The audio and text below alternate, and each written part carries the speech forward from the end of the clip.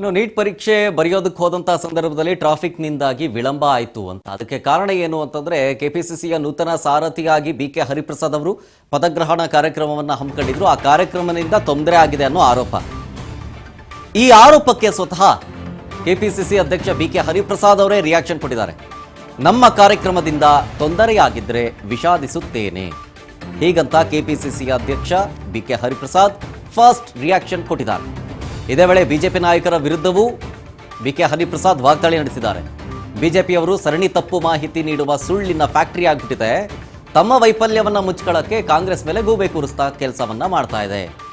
ಅದರಲ್ಲೂ ಸಂಸದ ತೇಜಸ್ವಿ ಸೂರ್ಯ ಅವರು ಸುಖಾಸುಮ್ಮನೆ ಆರೋಪ ಮಾಡಿ ಸುಳ್ಳು ಮಾಹಿತಿಯನ್ನ ಹಂಚುತ್ತಿದ್ದಾರೆ, ಹೀಗಂತಂದ್ರು BK ಹರಿಪ್ರಸಾದ್.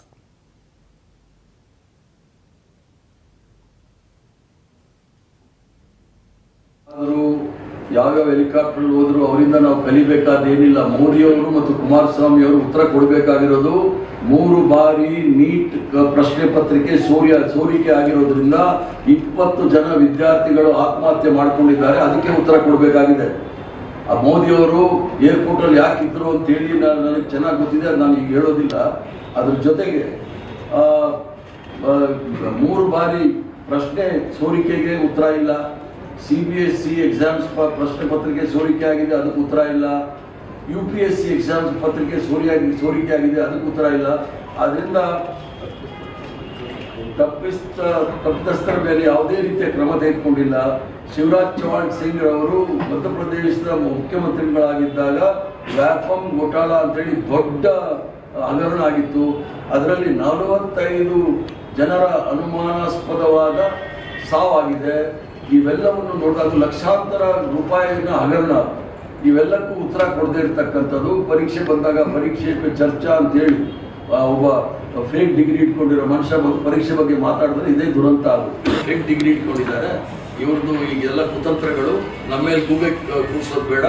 ಈಗಾಗಲೇ ಅವ್ರ ಮೇಲೆ ಕಾಗೆ ಕೂರಿಸಿದ್ರು. ಆದರೂ ಯಾವ್ಯಾವ ಹೆಲಿಕಾಪ್ಟರ್ ಹೋದ್ರು ಅವರಿಂದ ನಾವು ಕಲಿಬೇಕಾದೇನಿಲ್ಲ. ಮೋದಿ ಅವರು ಮತ್ತು ಕುಮಾರಸ್ವಾಮಿ ಅವರು ಉತ್ತರ ಕೊಡಬೇಕಾಗಿರೋದು 3 ಬಾರಿ ನೀಟ್. ಭಾರತೀಯ ಜನತಾ ಪಾರ್ಟಿಯವರು ಸರಣಿ ತಪ್ಪು ಮಾಹಿತಿ ನೀಡುವ ಸಂಸತ್ ಸದಸ್ಯರು, ಬೆಂಗಳೂರು ನಗರದ ಸಂಸತ್ ಸದಸ್ಯರು ತಪ್ಪು ಸಂದೇಶವನ್ನು ಹರಡ್ತಕ್ಕಂಥ ಕೆಲಸವನ್ನು ಬಹಳ ಉತ್ತಮವಾಗಿ ಮಾಡ್ತಾ ಇದ್ದಾರೆ ಅಂತ ಹೇಳಿದ್ರೆ ತಪ್ಪಾಗಲಾರದು. ವಾಸ್ತವಾಂಶ ನಿನ್ನೆ ನಡೆದಂಥ ಕಾರ್ಯಕ್ರಮದಲ್ಲಿ ಕಾಂಗ್ರೆಸ್ ಪಕ್ಷದ ಸಂಕಲ್ಪ ಸಮಾವೇಶದಲ್ಲಿ ಟ್ರಾಫಿಕ್ ಜಾಮ್ ಆಗಿದ್ದಂತೂ ನಿಜ, ಅದನ್ನು ನಾನು ಒಪ್ಕೊಳ್ತೀನಿ. ಅದರಲ್ಲಿ ತಪ್ಪಿಲ್ಲ. ನಾವು ಅದಕ್ಕೋಸ್ಕರ ಭಾನುವಾರ ದಿವಸ ಇಟ್ಕೊಂಡ್ರೆ ಸಾರ್ವಜನಿಕರಿಗೆ ತೊಂದರೆ ಆಗೋದಿಲ್ಲ ಅನ್ನೋ ಉದ್ದೇಶದಿಂದಲೇ ನಾವು ಭಾನುವಾರ ಇಟ್ಕೊಂಡಿರ್ತಕ್ಕಂಥದ್ದು. ಸಣ್ಣ ಪುಟ್ಟ ತೊಂದರೆಗಳಾಗಿದೆ, ಅದು ಮಾಧ್ಯಮದಲ್ಲಿ ಸಹ ತಾವು ಹೇಳಿದ್ದೀರಿ, ನಾನಿಲ್ಲ ಅಂತ ಹೇಳೋದಿಲ್ಲ, ಅಲಗೆಳೆಯೋದಿಲ್ಲ. ಇನ್ನೂ ಕೆಲವು ಗಂಭೀರವಾಗಿ ಕೆಲವು ಆರೋಪಗಳು ಬಂದಿದೆ. ಆ ನೀಟ್ ಪರೀಕ್ಷೆಯಲ್ಲಿ ಕೆಲವು ವಿದ್ಯಾರ್ಥಿಗಳು ಟ್ರಾಫಿಕ್ ಸಮಸ್ಯೆಯಿಂದ 2-3 ವಿದ್ಯಾರ್ಥಿಗಳು ಪರೀಕ್ಷೆಗೆ ಹಾಜರಾಗದೆ ಉಳಿದಿದ್ದಾರೆ ಎಂದು ನಾನು ನೋಡಿದೆ.